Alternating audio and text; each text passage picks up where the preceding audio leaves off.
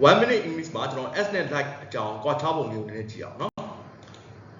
like က preposition အနေနဲ့သုံးပါတယ် like ကို preposition အနေနဲ့သုံးတယ်အဲ့မှာဆိုရင် like ရဲ့အဓိပ္ပာယ်ကကဲ့သို့လိုပဲပေါ့နော် similar to ဆိုပြီးတော့အဓိပ္ပာယ်ရတယ်ဥပမာကိုကြည့်မယ် she ran like the wind သူမလေလိုပဲပြေးထွက်သွားခဲ့တယ်ပြင်ပသမီးနဲ့နှိုင်းယှဉ်တဲ့အခါမှာ like ကိုသုံးပြီးတော့ S ကိုမသုံးရဘူးဥပမာကိုကြည့်မယ် the house looked like a castle အိမ်ကရှေ့တက်တစ်ခုလိုပဲ S ကိုလည်း preposition အနေနဲ့သုံးပြီးတော့သူအဓိပ္ပာယ်အဖြစ်အနေနဲ့ in the role of လို့အဓိပ္ပာယ်ရပါတယ်ဥပမာကိုကြည့်မယ် as your friends I have to say that you are not a good singer မင်းရဲ့တငယ်ချင်းတယောက်အနေနဲ့ငါမင်းကိုပြောရမယ်ဆိုရင်မင်းကအဆိုတော်ကောင်းတယောက်မဟုတ်ဘူးလူပုဂ္ဂိုလ်ရဲ့အလုပ်အကြောင်းပြောတဲ့အခါမှာလည်း S ကိုသုံးတယ် I work as a doctor ကျွန်တော်ဆရာဝန်တယောက်ဖြစ်အလုပ်လုပ်တယ်တကယ်လို့ S နဲ့ like တွေကိုမှားပြီးတော့သုံးမယ်ဆိုတော့အဓိပ္ပာယ်လွဲမှားတော့ဥပမာကိုကြည့်မယ် as a brother I will try to help you